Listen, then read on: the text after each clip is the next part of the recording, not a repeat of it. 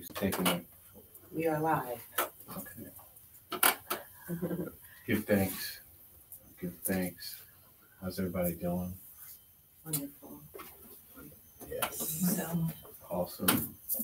Just want to give thanks to the divine, almighty creator for allowing us to travel here, to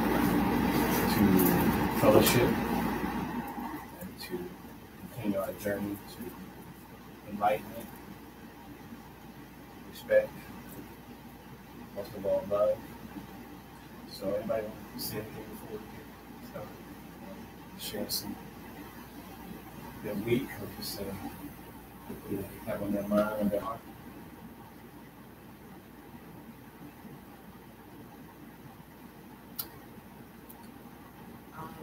I look forward to releasing stagnation. Okay. Awesome. I didn't hear you say something. I look forward to releasing stagnation. Awesome. Yebo. Yebo. Yebo means like Yeah. thank you, all that good stuff. Anybody wanna light the candle?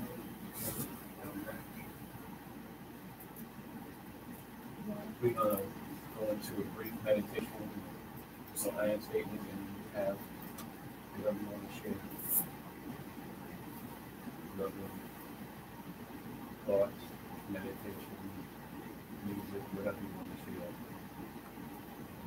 Preferably by that time,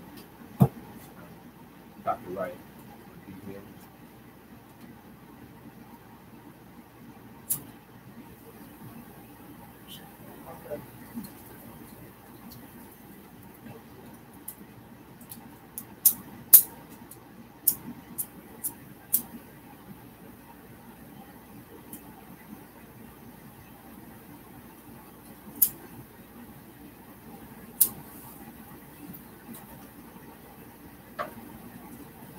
One is good. One is good. What is good? Yeah.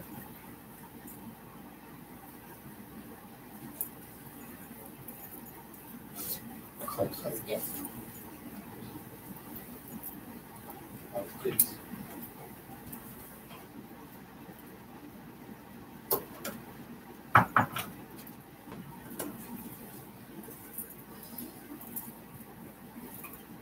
We want to, again, just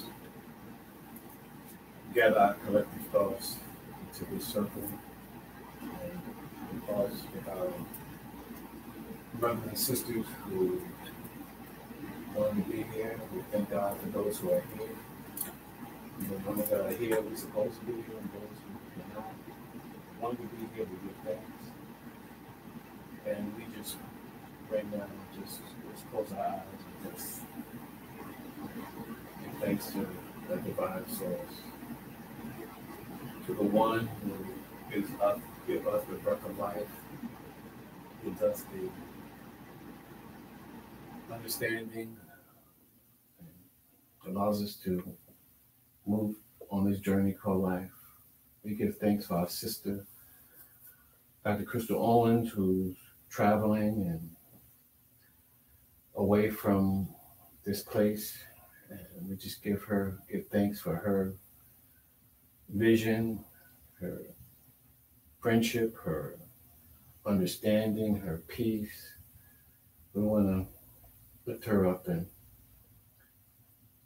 give thanks and respect for the things that she has done, the things that she wants to do for this place called the Empowerment Center.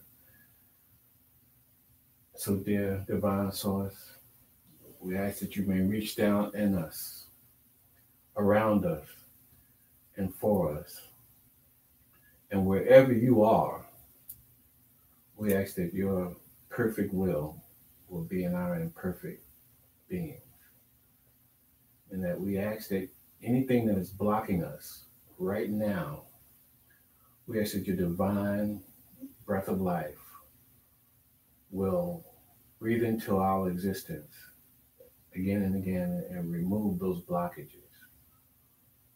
those life blockages, those relationship blockages, those financial blockages, anything that's blocking our path, we ask that you first understand what's blocking us, and then we begin to ask that you may use your breath of life to remove that blockage and restore the things that we are seeking or trying to regain. If we can't regain that thought, that experience that we've had before, make a new one that's greater than the one we had before, greater than what we can expect.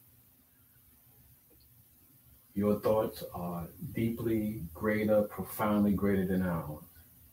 But we ask that whatever is on our thoughts, our imagination, our dreams, that you may infuse your power, your spirit, your love within our space, internally, externally, that we may become new again, refreshed, moving in a space that is so profoundly great.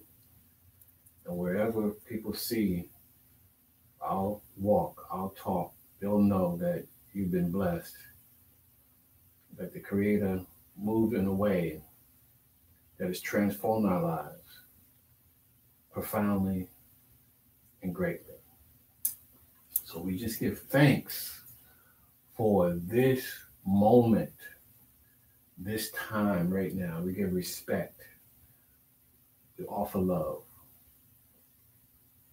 We offer peace. We receive your blessing, divine source. So we thank you. We acknowledge you in all your ways. Father, Mother, God, divine source, our breath of life. We give thanks. So let us just relax, take a deep breath. Spirit of life, remove all the blockages. Spirit of life, breathe into our existence, your love.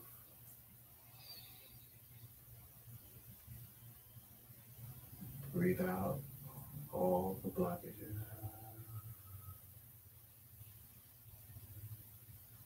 Breathe in love. Breathe out all the negative blockages. We breathe in the respect of life. Breathe out all the disrespect in our thoughts and our minds, those against us.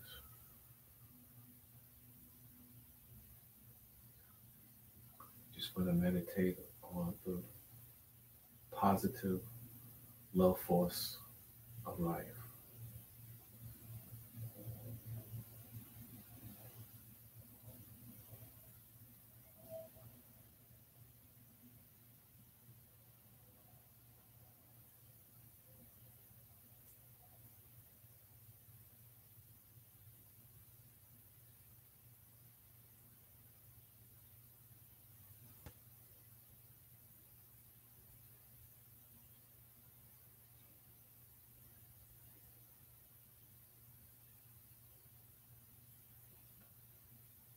We thank you.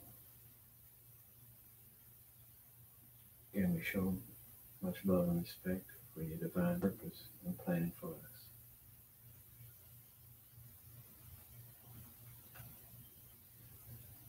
Let us open our eyes and see a new vision, new language, new thoughts. We give thanks. Indeed, we give thanks.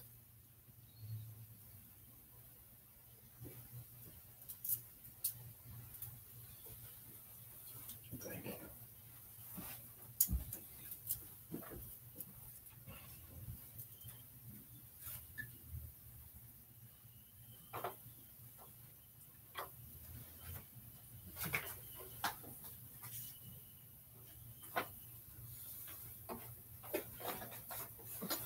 can we listen to some of that positive music we listen to?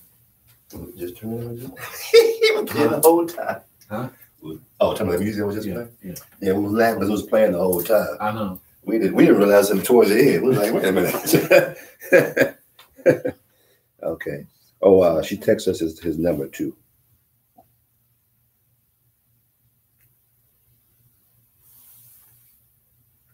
Let's just call right now. Just inquire if he answers.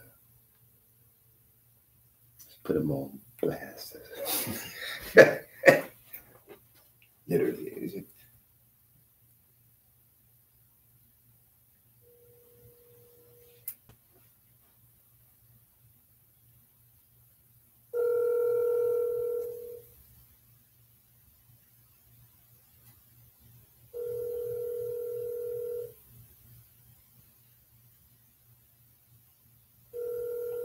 You have reached the voicemail box of 24044733502. At the tone, please record your voice message. When you are finished recording, you may hang up or press pound for more options. Yes, greetings and salutations, Reverend Dr. Wright, Master Chef here. Just calling to inquire your situation positioning. We're here at the Empowerment Center, Sacred Circle, and we're expecting, your presenting today, conscious living, and we're just inquiring, what's happening. So, let us know if you're able to respond shortly. What's happening. And we'll go from there. In the meantime, between time, stay easy, Greasy. Got along with it, slide. All right, Dr. Wright. Talk to you soon. Peace. Just on another note, I'll come. I gotta get over there because that brother, he rapping it to me. Yeah, Dr. Wright. We go back a few years, so yeah. Some familiarity there. Mm-hmm.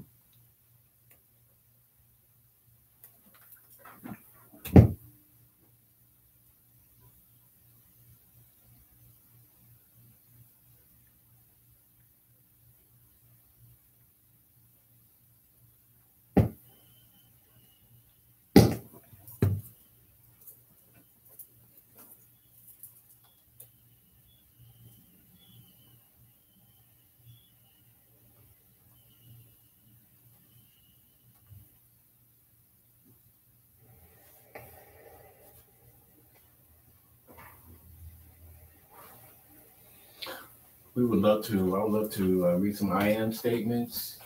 The I am, the universal God force. So whatever where you want to start, we could do 7 or how many you want to do. I'm going to start with 7. But whatever you page and put. I'm sorry, it's all balled up. But The I am statements. What kind of magic you got going on? Yeah, you gotta make the real places smooth, baby. Come on, I am. All right.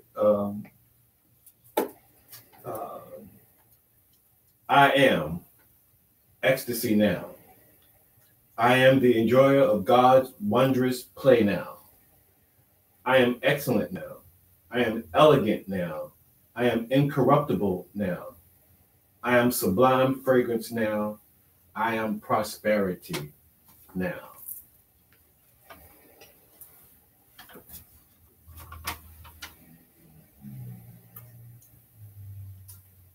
I am heroic now. I am a listener now. I am patient now. I am faith now. I am intuitive intelligence now. I am immaculate now. I am ageless now.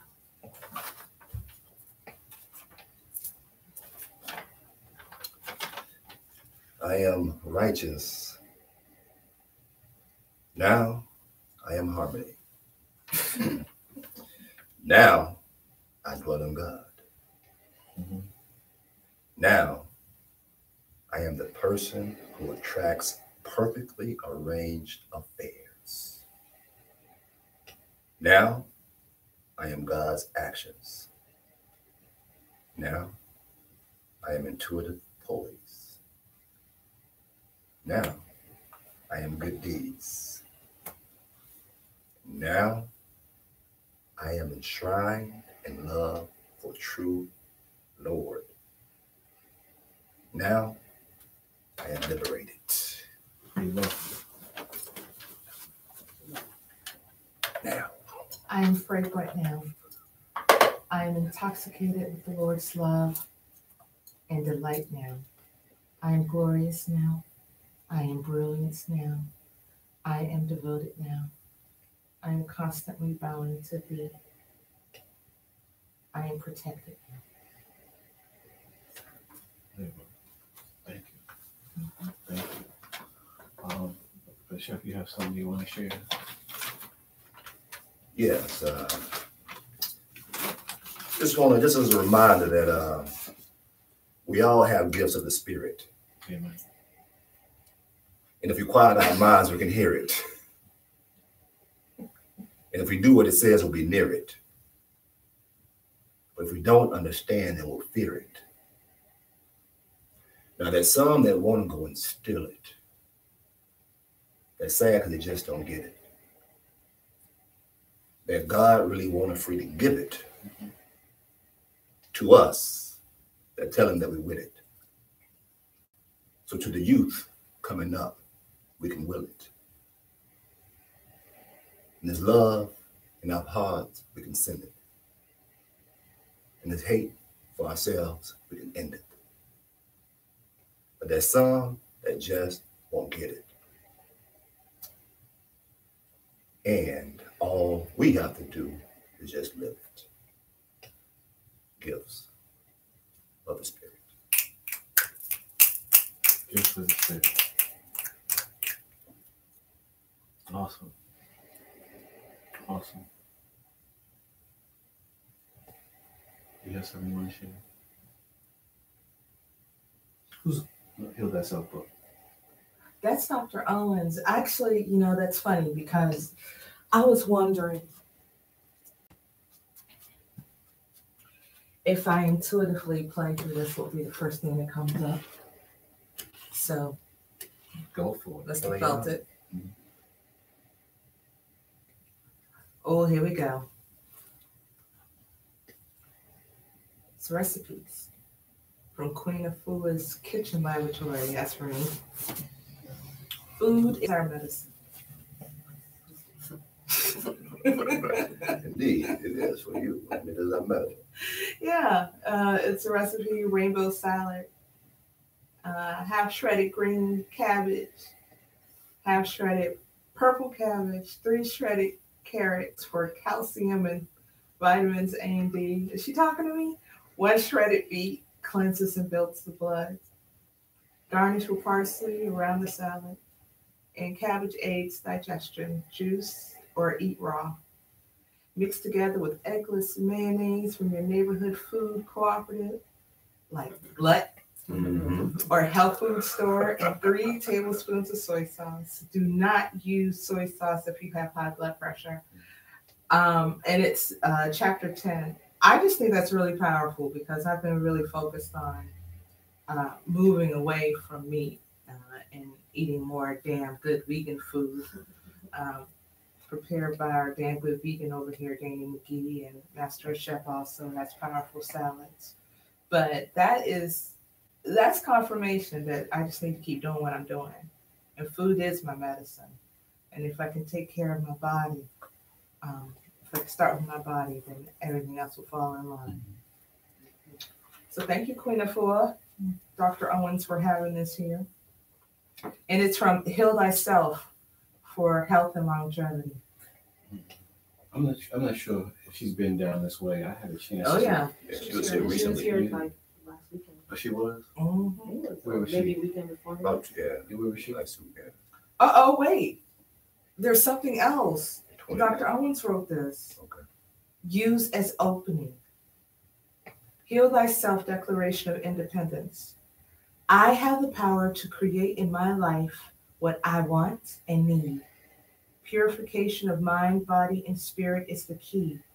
Within this natural way of living and being, I choose not to cut nor radiate or drug my disease away.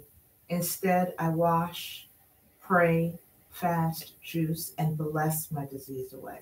Mhm. Yeah, I love that. That's awesome. Also, I had a chance about 20 years ago to go to her sweat lodge, and it was in Manhattan at a Russian sweat lodge. But it was probably one of the most profound spiritual events I've been to. I've been to a lot of them. That's the top five. Yeah. It was. We all were sitting in our toga outfits, and nobody knew each other. I mean, some people knew each other. They were part of her, but I didn't know anybody other than my wife. And we're drinking wheatgrass juice, and she, we're just doing different spiritual rituals. Um, and then we went to a room where they took oak leaves and to help your circulation. Now, how it helped, I don't know, but it sure felt weird. I say it felt weird because they spanked you with it in your back. So that was like, well, I said, I ain't doing that. Yeah.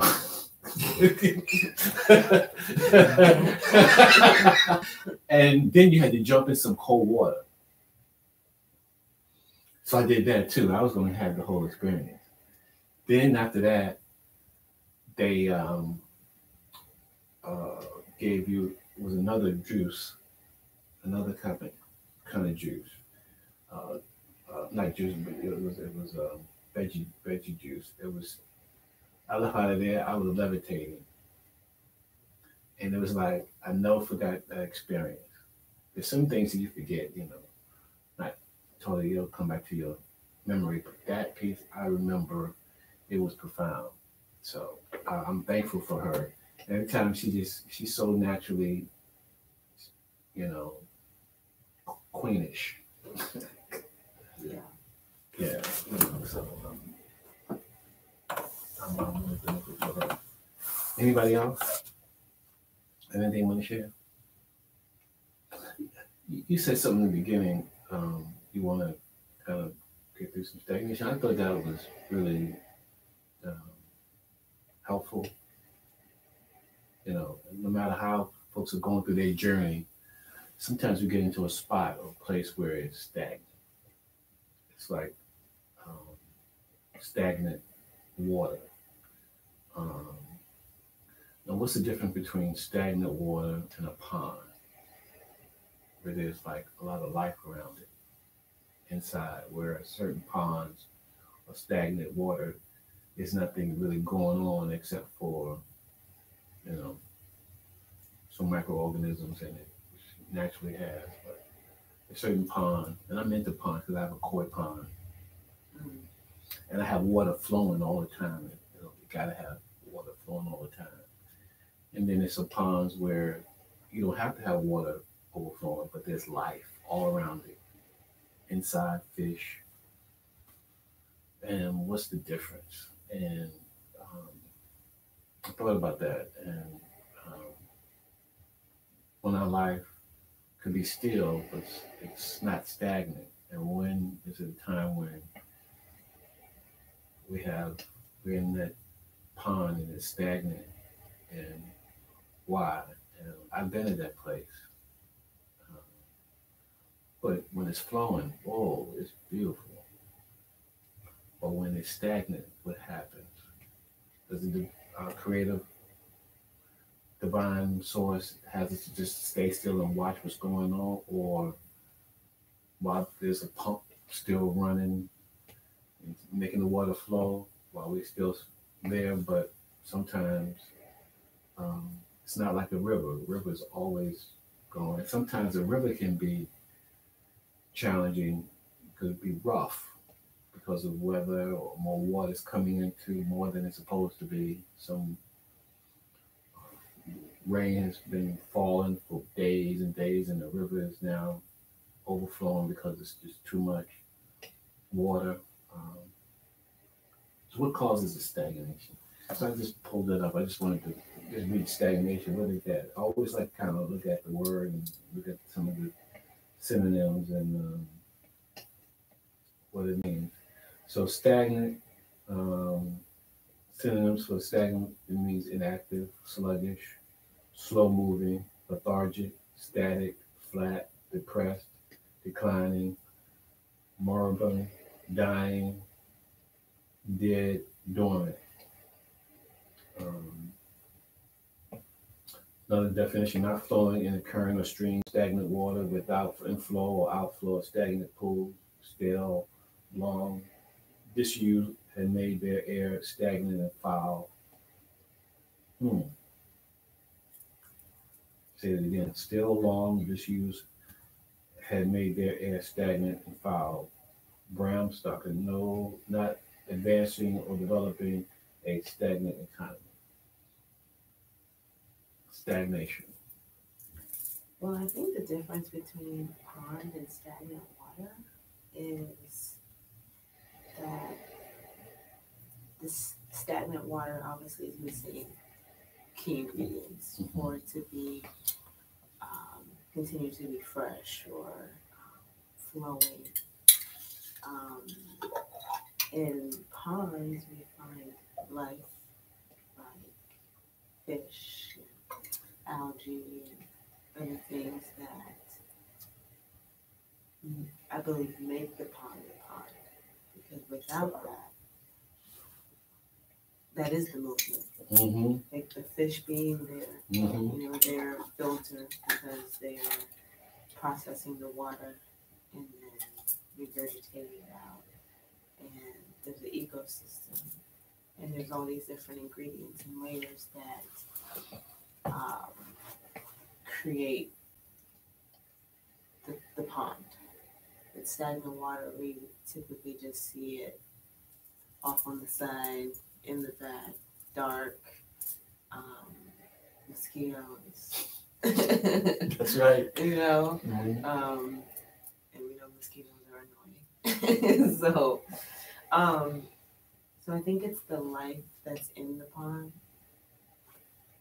that makes the pond a pond and make it different than stagnant water. So to go along with what you said, still long, disused, and made the air stagnant and foul. Disuse of it. Yeah. So again, one of the things I want to do is have a farm. I want to have a koi pond. I have a koi pond. There's certain koi ponds, and we're going to talk about how that applies to us. Certain koi ponds require the pump to be, and so your water's going to be clean, you know, pure, and the fish can just live, having a good time. They're living like royalty.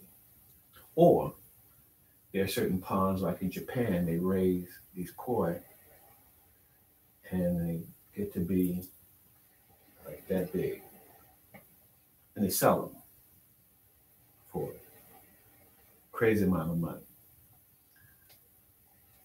To make them grow big, and they keep them, they put them in a natural pond where there's no pumps, and they just put them in a mud pond, literally mud pond, but it's the fish and the plants, the micro and the plants and the stuff that comes in, and the fish eat not just on the pellets that you give it, on the natural stuff that comes in the pond. So what the fish brings, the life, the flow, the current, the current, because they're moving, so it's making the water move. That's right. Yeah. That's why I wanted to make that connection. Okay, we like to add a possible ingredient. Please. The ingredients, the fish. We like to say, as far as our metaphysically speaking, our enthusiasm. We like to use that analogy, our enthusiasm for like our purpose, our gifts of the spirit, in a sense. That's the enthusiasm. That's It's right. the pump that Right. moves within us to keep us That's moving The right. towards enthusiasm that. is the fish. That's right. Yeah. Mhm. It's yeah. Yeah. And the pump. Right.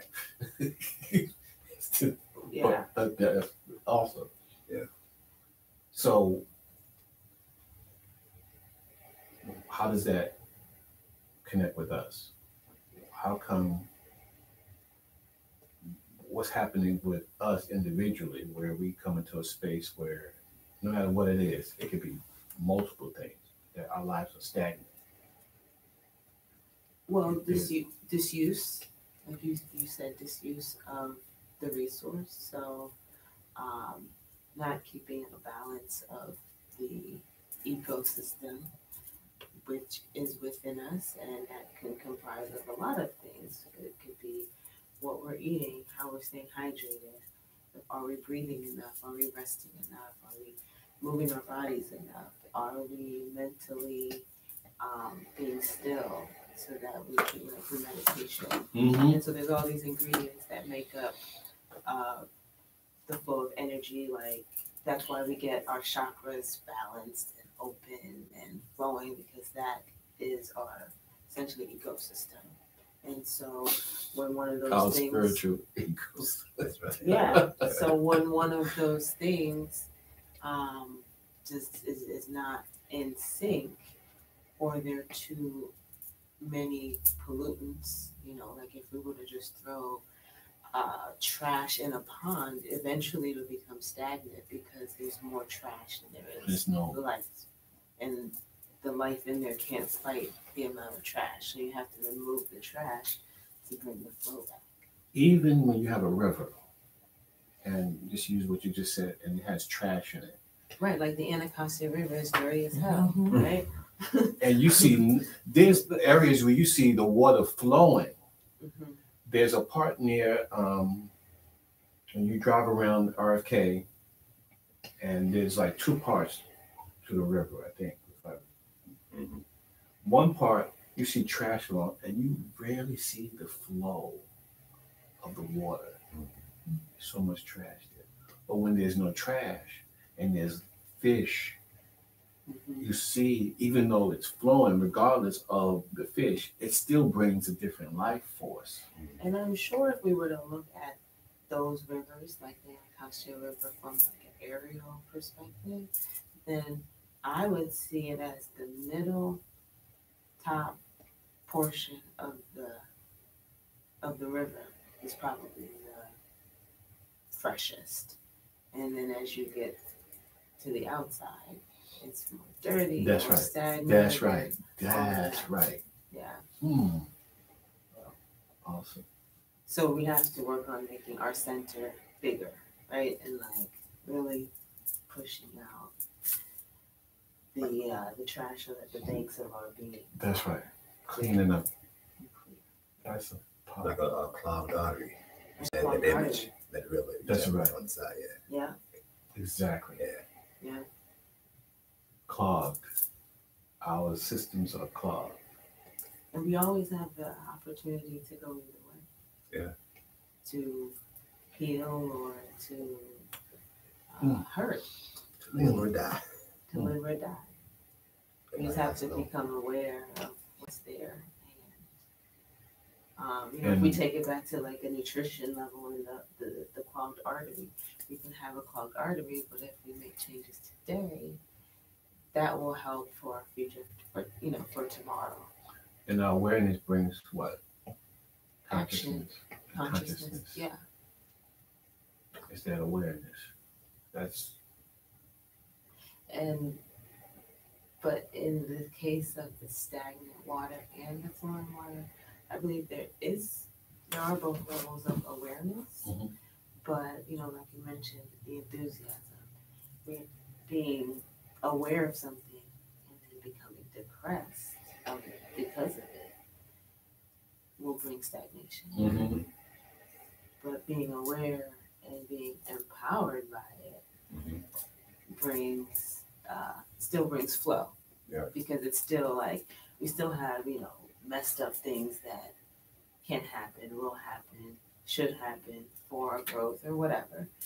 But finding the joy and being enthused in it will keep the waters flowing. You mentioned depression. One thing in therapeutic intervention, and even it is known in terms of therapy, when people spend too much time thinking about the negative past, it brings about depression because they're too busy back there and stuck in that period, and there's no, it's stagnant. And you staying right there, so you become too involved in that past stagnation, and now you're like, oh, I couldn't do anything about it. I'm down in the dumps. Yeah. And if you can clear that, remove, unblock that, and knowing that there's nothing you can do about that period, and clean up that thought, and be in the now, and make sure that now is healthy, you can move forward. But the opposite of that would be if I'm thinking too much in the future about things that I can't change, and I get stuck, and having stress about what's going to happen in the future, and I get stuck there, and it begins it gets stagnant. Right. It becomes anxiety, Yeah. and the anxiety, now you're stressing out over stuff. So I don't even do therapy when I'm at work anymore, but I give them the same. That's what in social work, you give them this. You don't say you in therapy. Because when I was in my family's house, I'm not doing therapy. I'm giving them insight to help them move to a different place. So I tell the students, can you work? Can you do anything about what happened in the past? No. And right now, this is where you got to focus on, here and now. You can't focus on what your mom and dad didn't do, or tried to do, wanted to do, was angry at you for doing. Or you can't worry about, you can't pay your bill 5 years from now. Or you're not going to graduate. They're coming in. We got freshmen coming in. I'm so worried about me graduating on time. And at the time, I don't know what if they're freshmen are saying. So, what year is this for you? I'm a freshman. This your first semester here? And you worrying about whether or not you're going to graduate in 4 years? Yeah, how you doing in class? I don't know. It's okay. That's where we're going to start. Right here, right now. And we're going to work on today. We plan for tomorrow. If you plan, we plan it right. Now there's systems in place for them to see the next 4 years, but they're not seeing the vision. And then some students come in and they got it. They flowing. But they're no different intellectually than the other one. Just one, how they process information, or lack of information. And that lack of insight or trying to figure out causes the stagnation. I'm stuck. I don't know what to do now. And I'm worried about what's going to happen. Well, the information is in front of you. This week, I was on this 14-day success cleanse group, and they're doing daily calls. And one of the calls, someone shared that they were feeling very overwhelmed by all the things that they have to do, and then it leads to them doing nothing because they just have so much going on. So the facilitator of the call, she had mentioned something that she does to help to relieve feeling overwhelmed. And she said, first, it's about goal setting. So understanding where you're going and what you want. Mm-hmm. But if we have a large goal that might be to purchase a car, we have to first break that large goal down into smaller action steps so that we are building towards that goal, but not getting overwhelmed by how much we have to do to get that goal. So ranking it in order, like, okay, if I'm going to buy a car, I need to find out how much it is. So let me go do that first. Then I need to set a budget on how I'm going to save. Then I'm going to see how much insurance is. And then you just like progress through each of the steps instead of worrying about getting the car. You worry about completing all the steps that will get you to the car. So for her, that really helped to relieve some anxiety about what is to come when the goal seems so overwhelming and so large and unattainable because you've never done it before. Wow. You know, a couple of things. When I think about in terms of what our brothers and sisters have to do to overcome certain social issues, and if we have certain goals, I think right now, I don't know, like here, in this group right here, we may have certain goals to get to the next step to make that work. But we have to do more goal-oriented types of processes. Because if there's a bigger picture, like you were just illustrating, you can't tackle it in one meeting, one session. It's like for me eating a watermelon. I love watermelon. And particularly go get that real big one. Yeah. You got to carry it on your shoulder. It's like, yeah, I'm going to eat this. And you get home, it's like, okay, now you know you can't eat this. So what do? Slice that thing up, cut it in pieces. First of all, you got to share it. But you save some, then you juice some, you keep it. You plan during the week how you going to Yeah, so none goes to waste. and that's going to waste. Yeah. And so, if not, if you keep the watermelon in there because you just overwhelmed how you going to eat it, it's going to go to waste. And it's going to get all messed up, stagnant. The water in the watermelon going to get all messy and you can't eat it. Yeah. So it's that, I like what you said. It's breaking it up in pieces. How do you plan? That's how, and Dr. Wright can talk about that in terms of, he does lecture. You have to be, as a subcontractor or contractor, you have to break up the system and know how the system how you're gonna finish your project.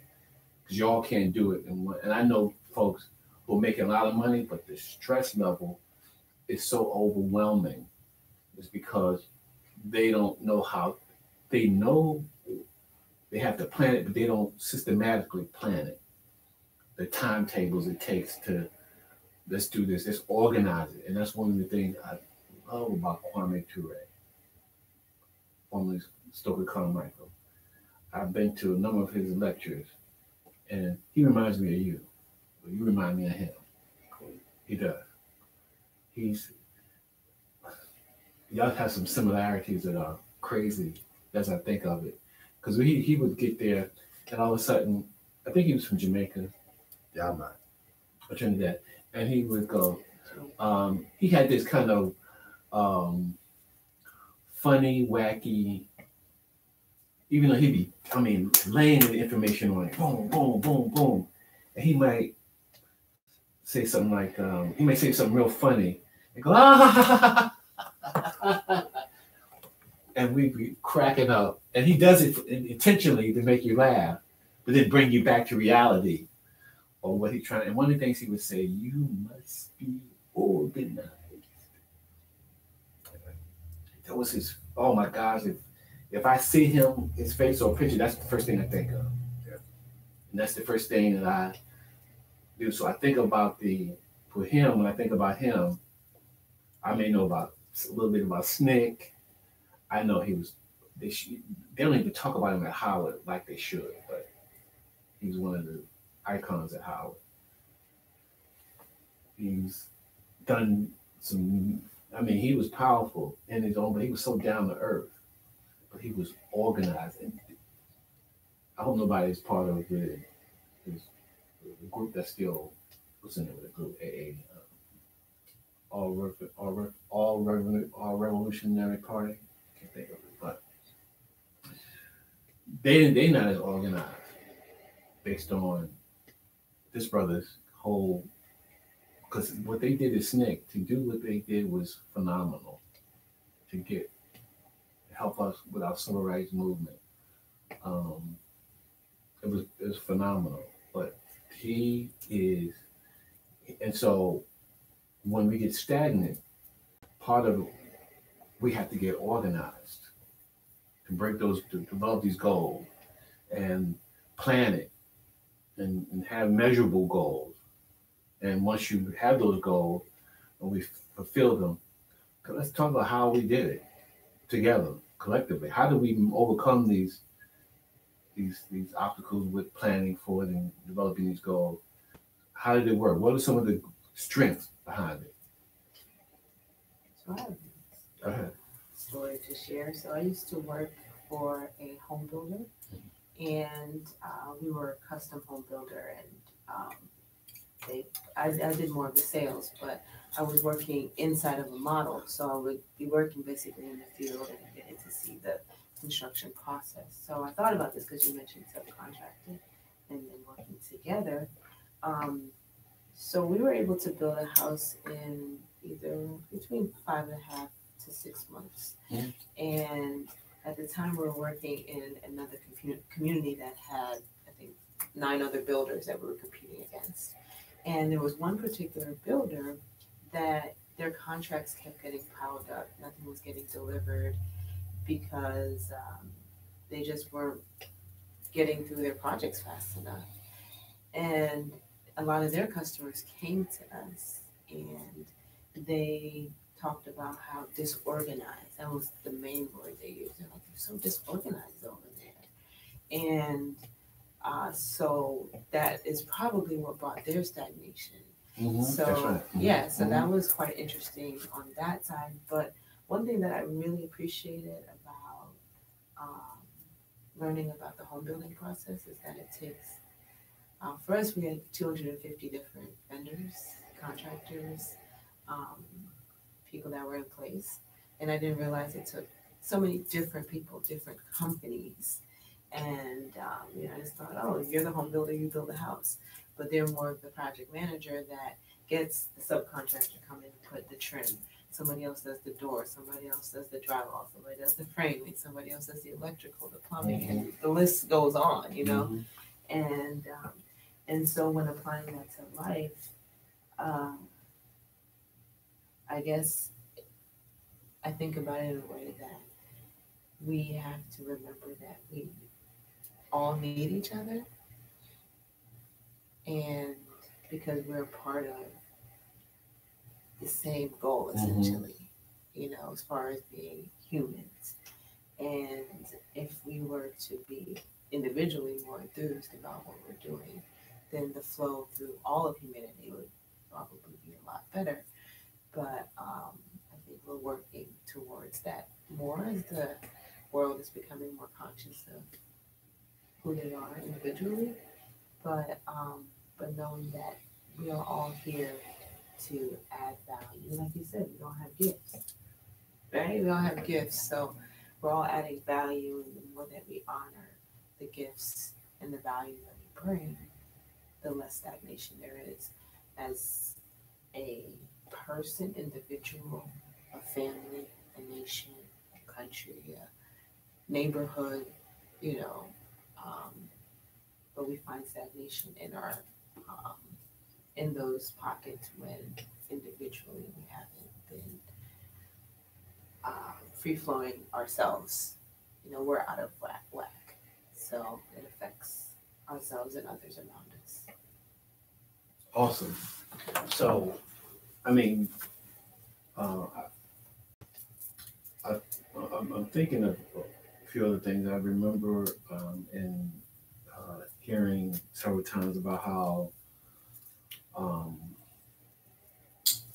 the area in Grand Canyon, and what's the Yellowstone Park? Yeah, Yellowstone. Park. There was certain stagnation in the ecosystem where things were that used to grow were not growing because they took the wolves out. Oh, I heard. They took the wolves out of, they killed them or whatever, Mm-hmm. took them out. They reintroduced them 20, 30 years later, so which was recent, a couple of years ago, or more than a couple of years ago. It allowed, because of the introducing the wolves back into the system, the ecosystem changed because the wolves were now catching and eating the deer and the elks, Mhm. because they were just eating up all. That was it just herbivores just eating up the vegetation. So now when you get them away and get them out, spread out, those vegetation that used to be there now can grow again, and it changed the whole ecosystem back to some restoration. So partnership. The wolves were the partners now. Now, I don't like to use wolves as being a partner because you don't want to use the same thing in terms of business. But you brought in partners. You talked about bringing in, I had partners, collaborators, and that allows your certain expertise to come in and make sure everything they're doing is right. So their part is right, your part is right, your part is right, and it causes the systems to function. It's like when we were in college or high school, we had a group project and everybody had their part. Yeah. And there was always somebody that didn't. Didn't. Right? And then the whole thing it would affect everybody's grade because one person didn't follow through. Or didn't do what they're supposed to, or just said, their ethics, their work ethics were different. Yeah. And so, but if you bring everybody in who has similar work ethics, certain ability to get things done, to organize, now things begin to flow. And that's why you look at systems. One of the things that I'm really big on, particularly when I was in school, and it helped me tremendously when it came to social work. Because prior to like the 80s and 90s, they didn't have information systems. When they started introducing information systems, which is all part of how information flows through data and systems, it shifted. So I started getting into that, and you could see how. So now I knew in the community, when I worked in the community, I can touch base. It was about not me just trying to do everything.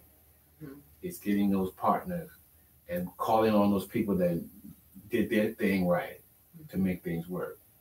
So, stagnation. I know in my lifetime when I was working with these public schools and things were flowing, but all of a sudden it came to a screeching stop. Boom. And I felt like I couldn't move for another 6 months. Couldn't find a job, couldn't find nothing. And people said, well, you can't go to these places. No, it's not the same no more. You can't just go walk into somebody and knock on their door and say, listen, I got a resume, I got this 20 years of experience, I'm real good at this. Yeah, but you got to go through our website and go through there. I would go into some, even the government agency used to have you could walk in and give them your resume. I walked in, I was in Baltimore County. I said, I know I'm going to get me a job through here. And I went to the building, nobody, not taking applications anymore, go online. I said, of all places on the planet, I got to go, and now I go online. And nobody knows you when you go online. You're just a number. You're just a resume. And so I was stagnant for a while. So how did I overcome?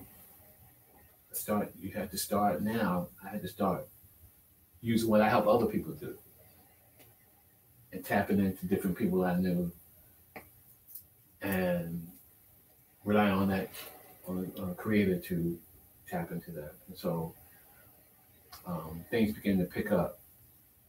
But I'm glad you brought that up today because that's looking at what we talked about. Now we've tapped into some different information where we hope that we tell somebody else and we can help influence somebody else when we see certain systems. We know when things are not working. And I think, not to get into this broad idea about the United States, but we're going to get into a period where it's going to be stagnant because of the level of information that's not being, and it's only being spread by one group or mostly by one group. And their information and their toxicity is going to bring a certain level of blockage in our system, which would then create a lack of flow and a lack of good oxygen in the system. And what's going to happen? So we're going to take somebody who understands how systems function, how to get rid of the stagnation. So one of my prayers is that whatever thing that is blocking us, blocking each of us individually, collectively, that we begin to see create systems that work toward unblocking it from, whether it's from a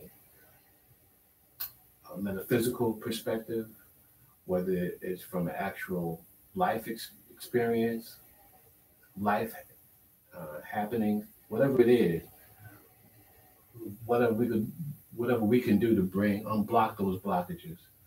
We have some understanding about that now. The difference in there is how it stagnates us, a lack of information, a lack of partnership, a lack of connectivity to the universe and to with our people.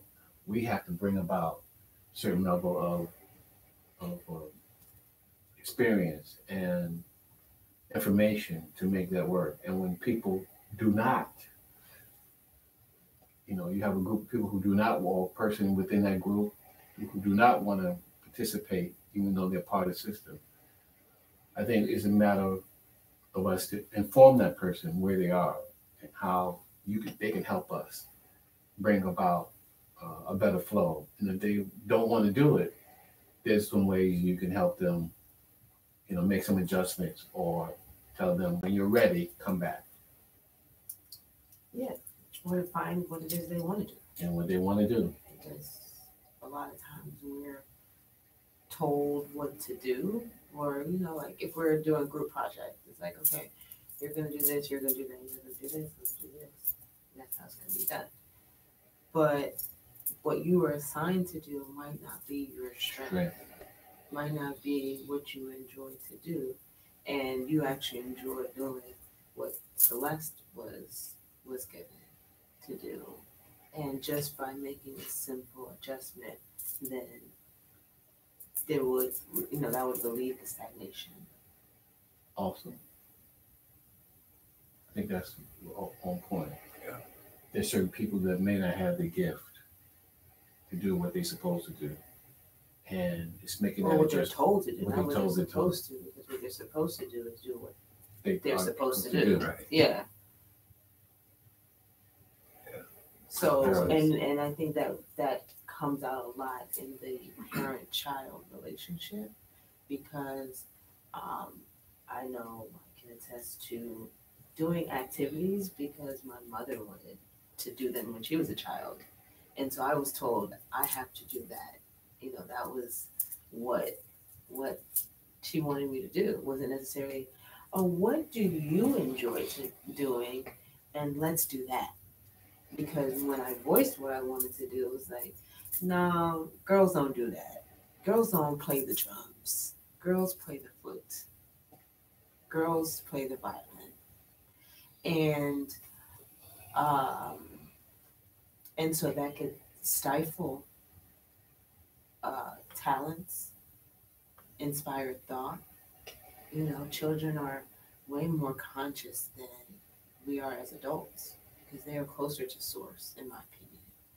And so when they are speaking or responding to something, it's from somewhere divine. And children, at least from my personal experience and friends and, from what I saw as a child, a lot of children didn't get that opportunity to just do what they wanted to do and hone the skills that they were, you know, destined to give to the world. So, um, yeah, so I think, you know, we definitely have to go back to the childhood, to our childhood, and also release that because that can create resentment, anxiety, depression, all those things, all the stagnation feelings because we don't feel like we're enough. You know, reinforces that feeling that you're not enough because I'm not trusting what you're saying. I know what's better for you, and this is what you need to do. Can anybody reflect on that? 'Cause I think that's a very, very important part. We call it when a child, particularly a child, and a parent kind of dictates to them, and the child particularly gets to be around 8 years old, and they're not given that sense of belonging or empowerment, they can get um, stagnated in that period in their life. So it becomes they don't feel good about themselves. We call it either they have feel a sense of inferiority or being industrious. I mean, they love what they do. I just think that part of stagnation, if you're told to do something and you're doing it because they want you to do it, I think that's right on point. That's And it causes confusion because then you don't know how to trust yourself because you have these thoughts, right? And you're like, oh, I wanna do this. This feels good. And then your folks or whoever you're, you know, providing guardianship at the time, they are like, no, that's wrong. And so then when you become an adult or you get to an age where you have to make your own decisions, then you have confusion there because you're like, this is what I think, but my thoughts always have been always wrong. mm-hmm. And so what am I supposed to do? And like looking to others, like tell me what I'm supposed to do, you know, and nobody has the answer because you have the answer. Mm-hmm. You have the right answer Mm-hmm. for yourself. Um, I think just overall doing that one act alone as a parent to a child can really produce an adult that is not able to think on their own and trust their instincts, which is essentially their oracle, you know, the way that they are guided through life. Sometimes it could take at least years, 20-some years, for them to even kind of realize what I can do. And you see that, I see that a lot when it comes to black men. Sometimes they may not get it together until they're in their 40s. Yeah. Then they kind of get it. And sometimes, you know, have they wasted those 20 years? It depends. Not everybody's the same. But because they were not allowed to develop their gifts, and they either didn't have it or the parents didn't support it, they get stagnated. They in that murky water, they're not moving. And then all of a sudden, then they get into things and they're not good for them in their life direction. So once they get it together, they get to be, they're 40, 45, and then, okay, the person is taking now on a different hue, different value system, and now they're kind of getting it. But if you give it to them as a child, they won't have that arrested development. When they start getting into junior high school, they will value what they're being taught. They value, and they can learn, okay, I may not like math, but I love this writing. But if you stagnate them in that area where you tell them they're no good, they're not smart, put them in a corner, treat them poorly, they don't want to do none of that. They don't want to do anything in school. So, Yeah, that's why I despise the special education department at the present moment because there's a lot of youth that are in special education classes that aren't special ed. Special ed should be reserved for those that truly need that attention, but a lot of the other students that are there, they're there because of emotional distress. And not that they don't know how to learn, this emotional distress, whether it come from home, some trauma, not being motivated in whatever sense, but they're not special ed. Well, I agree with that wholeheartedly because I worked at special ed in DC Public School for close to 15 years. Okay, yeah. And I worked mostly with males and females too, but mostly males. And the first thing I would try to do is empower them. And we would do, me and the teachers that I was able to connect with to do it, it's some form of rites of passage. We couldn't do it because just the way the time and curriculum went. But we would do it to try to empower the students. But special ed, yeah, it's not. It's a system, particularly when it comes to medication. The medication definitely. A lot of them, like in the group that I dealt with, for example, they were born in utero with drug addicted mothers, crack mothers. That was the whole, and that would increase the whole special ed system in DC. It has always been, but it increased quite maybe 200-300% from the late 80s all the way through the early 2000s. And so there's a lot of things that cause that stagnation in our community, and the resources it went to take to change that were just phenomenal. But yeah, we had some brilliant students, and we would tap into that level of student that if you showed that you cared, that you loved them, and you just didn't come in and do this, do that. I had one young man, for example, I introduced models, how to build models for a group. We got a little grant from the Washington Post. We bought like 100 models, give or take, for students. And I watched students, and we showed them how to build it.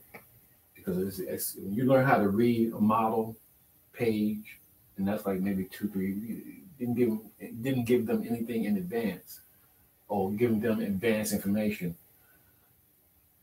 See where their thinking was. We had guys that were like, they were all over the place. There was one particular young man, he fixed his models within 30 minutes. It's like, see, that I knew, and we didn't do any kind of research to see, we just did it. But the response we got from the students, some students like, they put together the model and helped other people. I was like, and you tell them when they're doing that, I like what you're doing. That's awesome. Can you help someone out? Oh yeah, I'm gonna help them out. I'm gonna help them out. And you can see when now they begin to open up because they now can do something nobody introduced to them before. They have opened up. And then some students are like, I don't get it, but you show them how to do it step by step. System. Okay, one part by part. Show them how to put it together. Now, okay, you stuck there? Okay, we'll show you how to do it. We'll show you how to put it together. Now they got a car. Right. They got a plane. They got a boat. They're like, and they look at it, they're like, look, you're taking pictures of them. They're like, look, this is what I built. Because you're giving them some insight that now they can do something. They've never done it before. So you introduce stuff and show them how to be organized in doing it. Yeah, and offer a different way to learn. Yeah, because the school system right now just has one way to learn, and that doesn't work for everyone, obviously. So then that creates those that need to be removed from the classroom because they're just not flowing with the rest. They're being distracting because they're not engaged. And so I think the system, the public school system overall in the United States, just needs to look at not the fact that these children are considered broken or wrong, but that the system itself is broken and needs a lot of help. It needs repair. It needs a revamp because the system was created in what, the 1920s, when we were producing factory workers, and now we're more so creating people that should be strong in math and science, technology. And, I saw Waiting for Superman, the documentary about the public school system. And Bill Gates said that if he were to put out 100 applicants or 100 open positions for Microsoft, he wouldn't be able to find 50 qualified Americans because our school system is failing. So instead of being upset that these tech companies have to go to India or China to find qualified candidates, we have to look more so at what type of citizens are we producing and can they help our own companies progress to the level that we want to. So, Anybody else have anything? Yeah. We want to suggest also at times our conversations can be stagnation,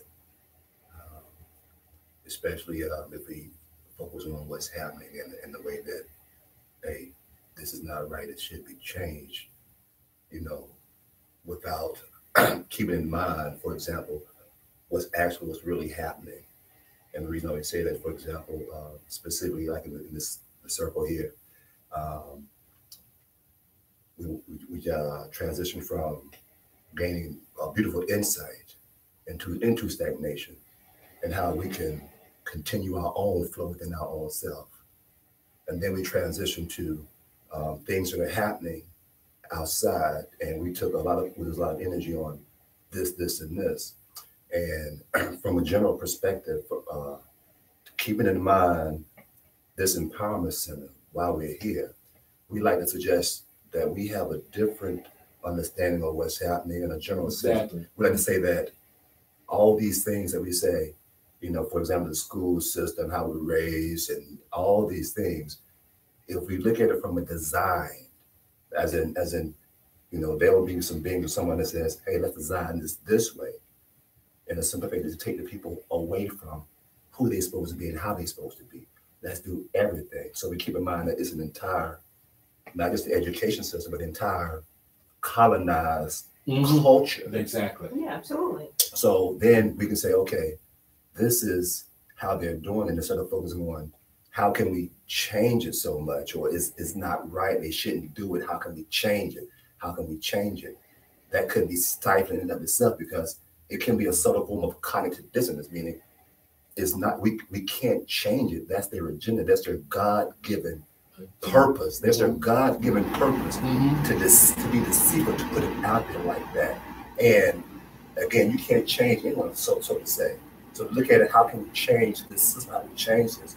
Could be a stifling on us, because it is like, let me say, the goal is too big to change that system, whether it be religion, the education, the financial, the economics, the Black Lives Matter, the way they shoot, whatever we want to change about that system, we will suggest it could be stifling, because it is so much where it says, okay, if this is what's wrong, this is what we see. How can we put ourselves in a position to be the model? So we says, okay, how can I be the model, be the change that I want to see? Then we're suggesting that shift and say, I see this, but I'm going to focus my energy, my awareness on being that change. We're suggesting that awakens that enthusiasm within us, so our fish is flowing, so that although we see what is happening, we're not stagnated. We're actually still flowing, because all that we see, we're focused on, okay, I'm just going to be the example. I'm going to be the example. Yeah. I think that's how you change this. That's profound. I think, to me, that's the way, because I had the conversation with somebody 6 months ago, right? Over a year ago, and I know I'm not going to fight the system. I'm not trying to fight the system on how we should do stuff in school, because that's a fight you can't. It takes so much kind of energy. Leave the West. I'm just joking.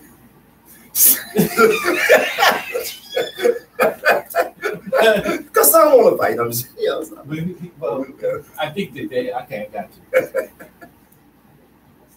You won't. We'll tell you that. Okay. Because it'll make you sick. Yeah. It'll make you sick. Yeah. Because you fighting, you need to fight like Bruce Lee, and you fight like a girl who don't like what's going on. In the hood, I'm from the city, so you can probably fight. Please. I'm trying to stay still and listen. But did you hear the? But I heard like. No. Well, look what you said. I said Bruce Lee. I started out with Bruce Lee. And then, because one of the most beautiful things about Bruce Lee is how he didn't even have to get cheated. That's right. See, but that's. Let me just. That's how it should be operated. That's how we. And that's how I studied Tai Chi. I could. You can punch at me 100 times. You don't phase me. Because I know there's gonna be a move. I can just tap you. And it'll put some hurt. But that's the point is that you can go into a school system, look at their curriculum, and say, okay, I hear you. Right. I'm gonna do what I do. Right. They want to teach you about, let's say, something crazy like Columbus. You can work that all day long if you have the insight. Yeah. You don't have to fight. I don't have to get into the school system and fight the principal and school board about what. No. Columbus never discovered America. This is what I know. And I'll give them background what it is. So now, yeah, mama, this black man, there were black men here before Columbus. They've been coming here for years. There were black Indians for here for centuries. I didn't know that. You're empowered without trying to fight. Right. Yeah. So when next thing that now you look up, you hear the principal talking about, man, your class is really growing. Did y'all follow the curriculum? Some degree we did. We talked about Columbus. That's all you need to tell them. Yeah. They're not doing no standardized tests to find out if they learn anything about. You can control whatever you want to in your class. Even as principals in their school, they can control whatever they want to do. Particularly now with charter schools, if you do it right, you can give them the best information you can. But getting back to your point is critical. Even at a university where I am, there's certain autonomy that professors have, and there's certain information that they're not giving out to empower students. But the students that are coming in are not prepared. Yeah. Particularly we're having a hard time when it comes to math, chemistry, and biology. Students are struggling. When it comes to writing, they're doing great. But when it comes to math, we have to have special programs for math. The chemistry professors it's driving them insane. It's too many students. Now, guess who's doing well? Those brothers and sisters coming from Nigeria, Cameroon, Ghana. Yeah. They were in classrooms no bigger than this and go in and learn chemistry because they knew back the parents back in their villages and their communities, their towns, the cities. They've been taught. They've been learning physics and stuff for years. So they learn how the system works, and they're giving them information. So when they get into that higher level of education, they're flowing. They're not stuck. We got too many of our kids coming from these school systems are stuck, and they're spending hundreds and thousands of dollars to flunk out. You're stagnated. Yeah, I think it's important to have these conversations and talk about the systems, talk about what is the design so that people are aware because there are people that are not they're open but they're not aware. And so by being the example, by understanding the system, that allows to actually beat the system because and change the system because you are rising above it and also providing yourself in a way that gives to that system in a positive way. And one thing we can point out is like the Rite of Passage program. There's children here that go to public schools and they come to this space and they sit with other people that are sharing things that they've probably never heard about. And now they're able to adopt those principles and hopefully bring them home with them. And then it becomes this ripple effect that one day, if it's not today, that child will grow into an adult to be a man or woman and remember the seeds that were planted here. And that's how we change the system because it's one person at a time. It's, belly to belly, getting in there, inspiring people by being that change. So, we're going to close it up a little bit, but I just wanted to end this. I'm not sure. I think Dr. Owen Crystal talked about having somebody come, but now I thoroughly thank you and thank us for processing. Because to me, we did it in such a way where it's been helpful. Even though we may know a lot, we know this stuff, but now we brought it to the attention. Thank you for bringing that Organized. thought. Yeah.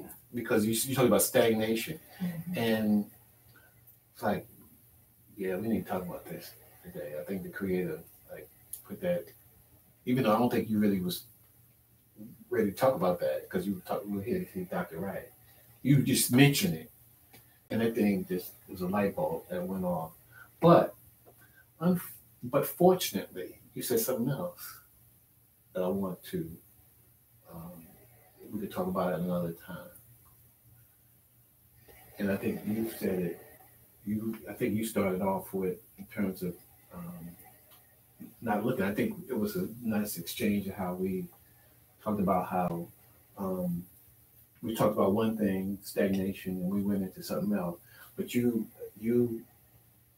so I think you for bringing that point up. It was very important how we shifted. You talked about how we shifted, but I think it was a good exchange, awesome exchange, a powerful exchange. You said design. You said something about design just a minute ago. Yeah, he mentioned it. Yeah, and that's what I'm saying. Yeah, exactly. Yeah, that's what both of y'all.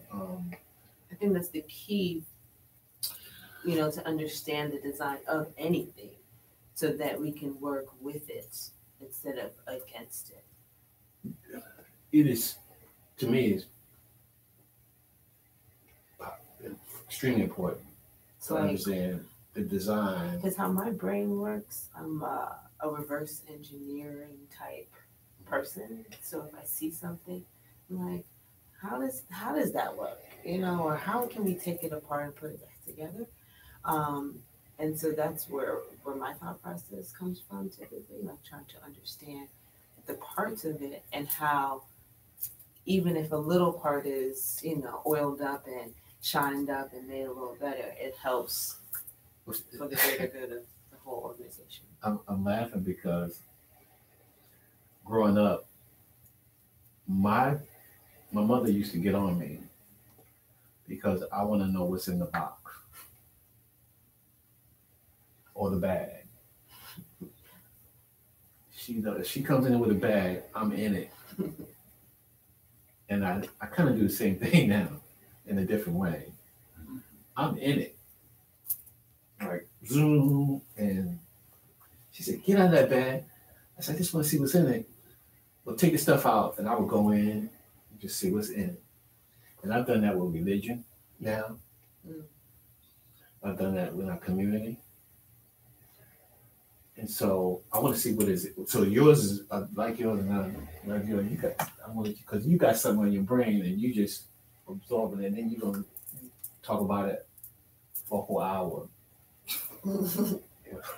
I want to know what's in it. So it's the same thing as I want to know what's the design of it, what's in it, what's making it. And right now, I want to know. I'm gonna use your terms. What's the design of bringing about change, rather than design of dealing with our stagnation?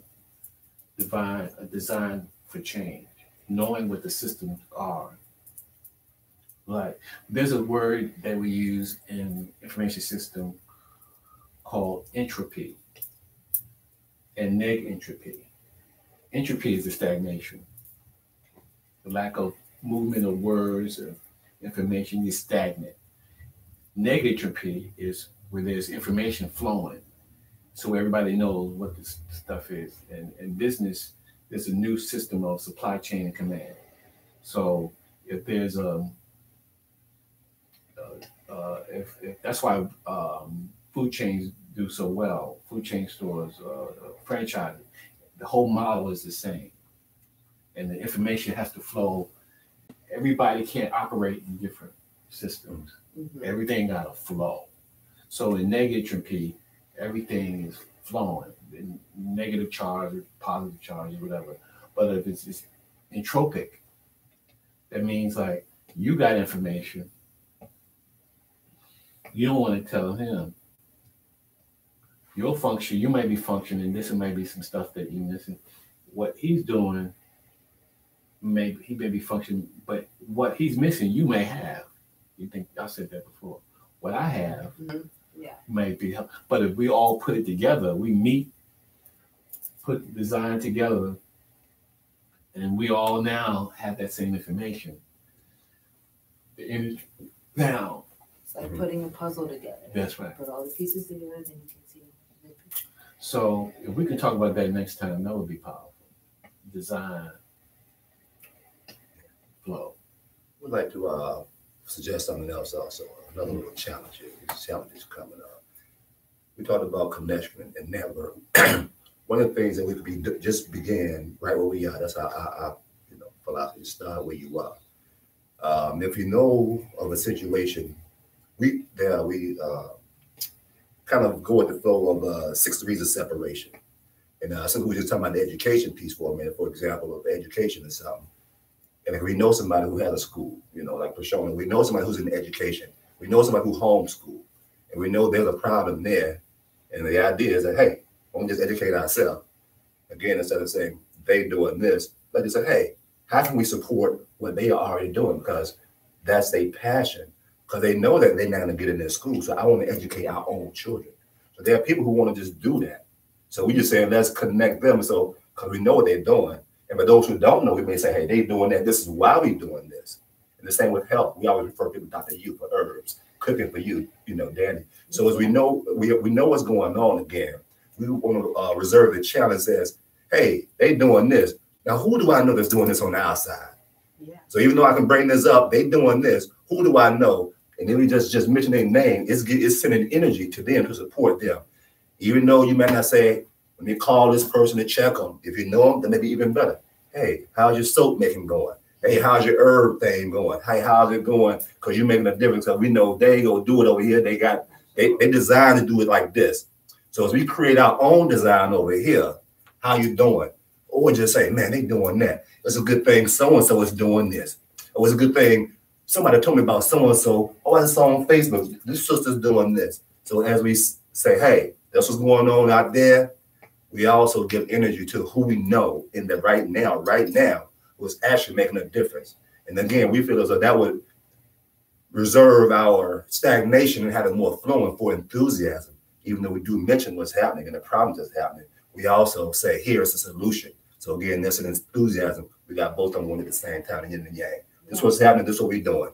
And we enthused about that. Let's get it in. Awesome. Yeah. Awesome. Totally agree with that. Mm-hmm. And I think also, we should be supporting. Like that's where we create the design for ourselves, because what we have already available to us is not working, right? It's not producing the results that we want, at least for divinity. And so having our own but then also studying, understanding what the design is that's not working, so that we can do what does work as well, and then maybe even effortlessly infuse ourselves into that, because we can do both, like you said. So it's like when people read the book of The Art of War, it's like you're understanding other strategies that work or don't work and implementing to yourself. What's I could best? say part of my Tai Chi class to move into Shifu. We had to read and do a paper, 15-page paper on Art of War. And sometimes it's a powerful book, and most corporations use that book Mm-hmm. to Give it to their new hires. And the thing about it, if you're going to do it, you got to be serious. That's one of the things they talked about in the very beginning. You got to be serious, and to the point where I always get his name. I still Zoo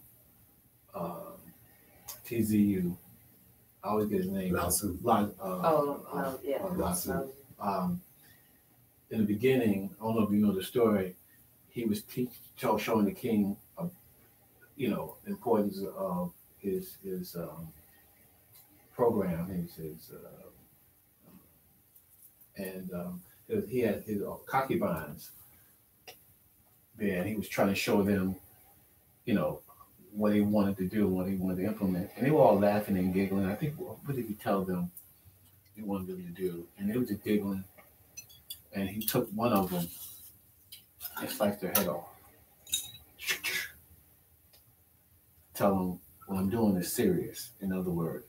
And everybody got serious from that point on. I'm sure. They couldn't believe, and they got to attention. It's like, okay, you mean business. Then he's able to teach a system of his, and in the beginning it was strategies, Yeah. So we need to talk about this more. I think we need to explore this. This is what this is powerful. We have to explore this. I think other people have tried to do it. And not to go further, there's a system I learned in social work through Cornell. It's called family strengthening evaluation. Wherever we go and deal with a family with a lot of problems, so they might be stagnant, they might be fighting, they don't have jobs, they're in the court system, they have legal problems, and that was the average student, particularly if I worked at collaborative. We would do a chart. We look at their strengths, and we write them down.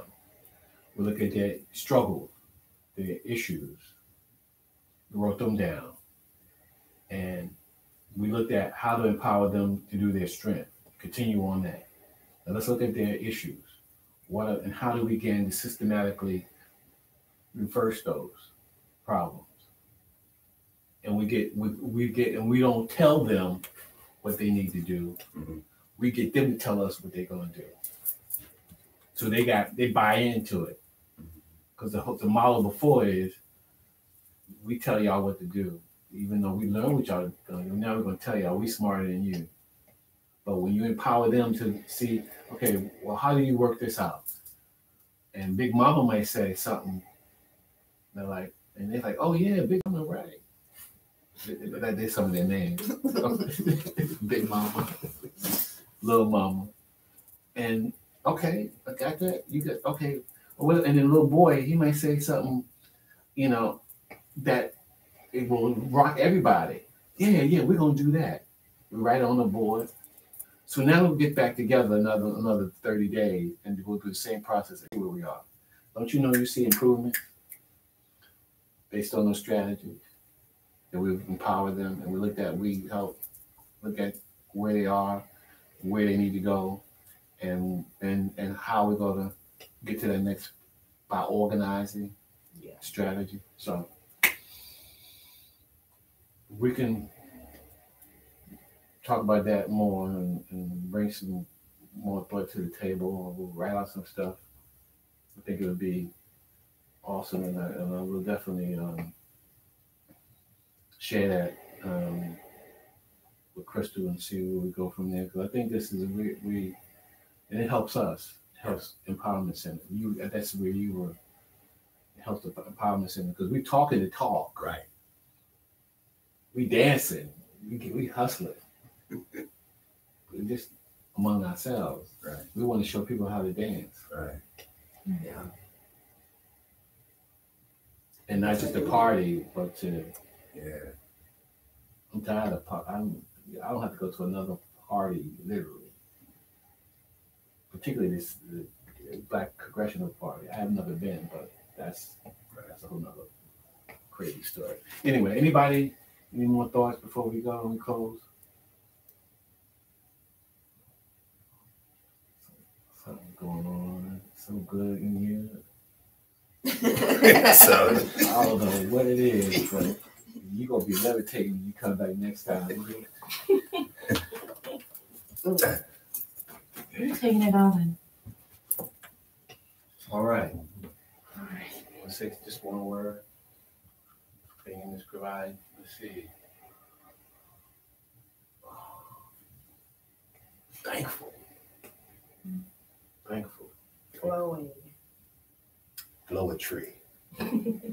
Peaceful.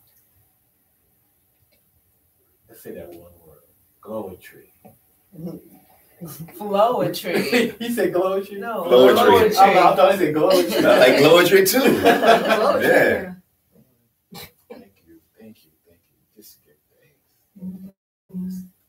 We're gonna build from here. And continue to build. Thank you for the insight, Creator. Thank you for the information and how we just put our thoughts, you infuse us with your spirit, your male, female, love spirit in us. Place in us the breath of information and our backgrounds, our desires, our understanding to see things change. Get rid of these systems of stagnation and order in systems of flowetry so we can glow inside and help others glow and build and imagine and create based on good designs in our system. We give thanks so much. Thank you. We thank you. We respect. We love. So, thank you. Give thanks. Give thanks. Amen. Amen. Amen. Amen. Wow. Whew. Beautiful. Poetry. See, I was thinking about glowing. I was glowing so much. Right.